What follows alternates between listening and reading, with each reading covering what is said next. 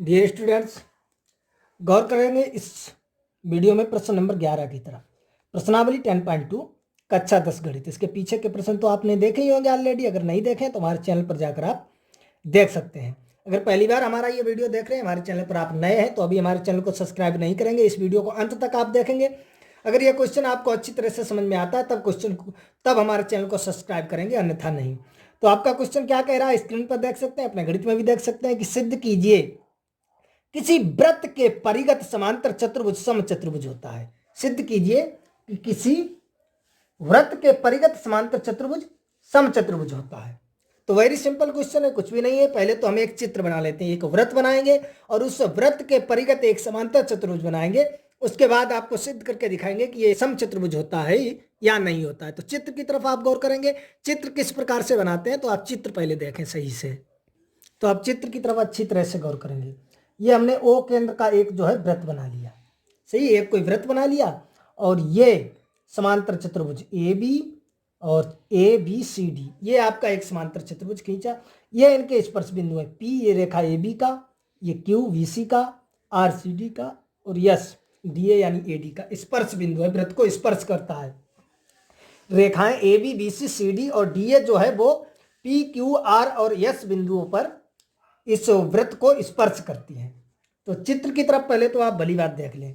हमने एक वृत्त बना लिया और वृत्त बनाने के बाद ए बी सी डी हमने एक समांतर चतुर्भुज बना लिया, सही है, समांतर चतुर्भुज बना लिया, देख लिया आपने। अब इसके बाद जो है सॉल्व करते हैं क्वेश्चन को।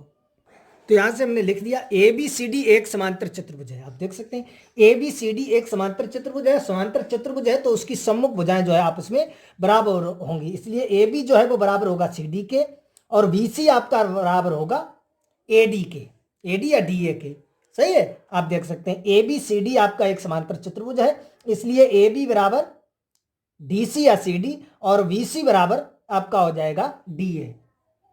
समझ गए आप। यहां से हमने ए बी बराबर सी डी समीकरण 1 डाल दिया और बी सी बराबर डी ए जो है समीकरण 2 डाल दिया। इसका आगे देखो अब हम क्या करते हैं।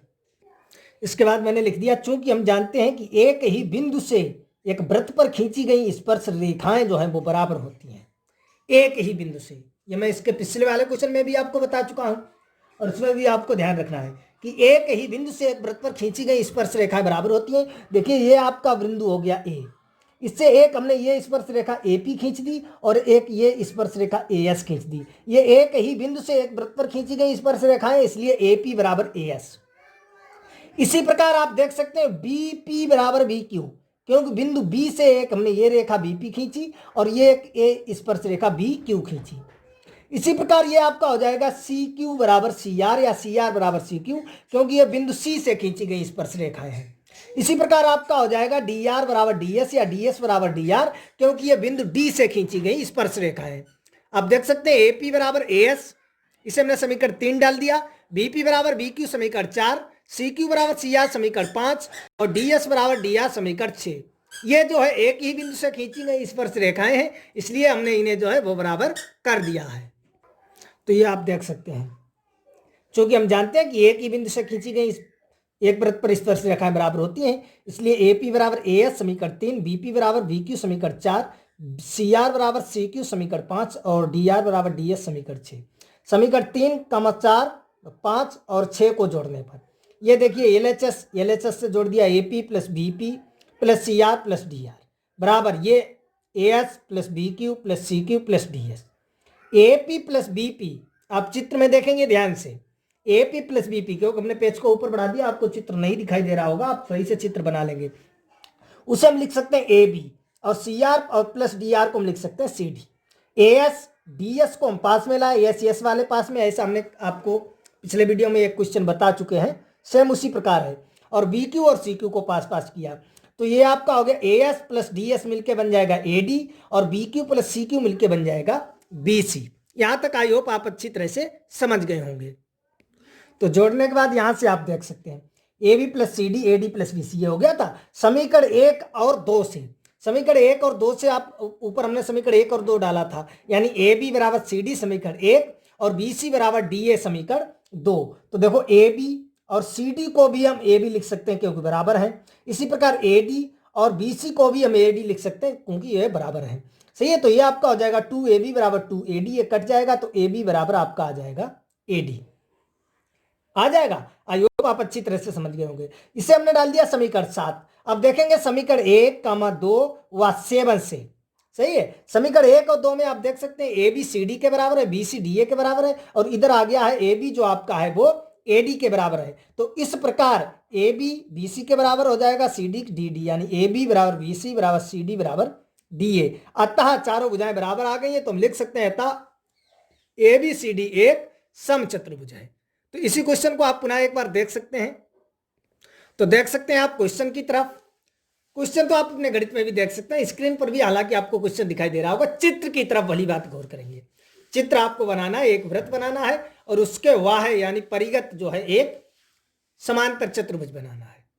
सही है। तो चित्र आप बना लेंगे। चित्र बनाने के बाद आपको लिखना है, चूंकि ABCD एक समांतर चतुर्भुज है, इसलिए आपको मालूम है कि समांतर चतुर्भुज की सम्मुख भुजाएं बराबर होती हैं। AB बराबर CD समीकरण 1 और BC बराबर DA समीकरण 2। यहां तक आपको समझ में आ गया अच्छी तरह से। अब लिखेंगे, चूंकि हम जानते हैं कि एक ही बिंदु से एक वृत्त पर खींची गई स्पर्श रेखाएं बराबर होती हैं। एक ही बिंदु से एक वृत्त पर खींची गई स्पर्श रेखाएं बराबर होती हैं। सही है। तो एक ही बिंदु से खींची गई स्पर्श रेखाएं बराबर होती हैं, इसलिए ये आपके बराबर हो जाएंगे। इसलिए आपका हो जाएगा AP बराबर AS, BP बराबर BQ, CR बराबर CQ और DR बराबर DS। इसे 3, 4, 5 और 6 समीकरण डाल दिए। यहां से हमने समीकरण 3, 4, 5 और 6 को जोड़ने पर तो जोड़ दिया है। आप देखते हैं किस प्रकार से हमने ये LHS को LHS, RHS को RHS के जोड़ दिया।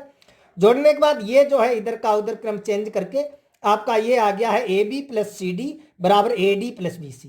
देखेंगे समीकरण 1 और समीकरण 2 से हम आपको ऊपर दिखा चुके हैं, AB बराबर CD और BC बराबर D है, इसलिए हम इसे भी AB लिख सकते हैं और इसे भी AD लिख सकते हैं। तो 2AB बराबर 2AD, यानी AB बराबर आपका आ जाएगा AD। इसे हमने डाल दिया समीकरण 7।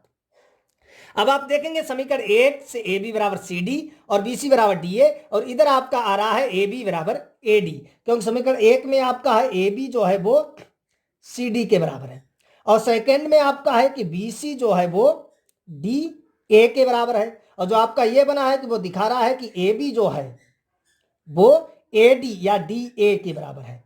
ये इसके बराबर, ये इसके बराबर, ये इसके बराबर, तो ये इसके बराबर, यानी चारों आपस में बराबर होंगे कि AB बराबर BC और बराबर CD बराबर DA। यही हमने लिख दिया है। समीकरण 1, 2 व 7 से AB बराबर BC बराबर CD बराबर DA, और जो चारों भुजाएं बराबर हैं तो अतः ABCD एक समचतुर्भुज है। आई होप आपको अच्छी तरह से समझ में आ गया होगा। अगर कहीं पर कोई डाउट है, समस्या है, तो कमेंट बॉक्स में बता सकते हैं। हम आपको मिलेंगे अगले वीडियो में प्रश्न नंबर 12 के साथ। तब तक के लिए हमारे साथ जुड़े रहें, हमारे वीडियो को प्रतिदिन देखते रहें। अगर क्वेश्चन आपको अच्छी तरह से समझ में आता है तो वीडियो को लाइक करें, कमेंट करें, शेयर करें, हमारे चैनल को सब्सक्राइब कर बेल आइकन अवश्य दबाएं, जिससे हम कोई भी वीडियो अपलोड करेंगे आपके पास तुरंत नोटिफिकेशन पहुंच जाएगा और आप उसे तत्काल देख सकेंगे।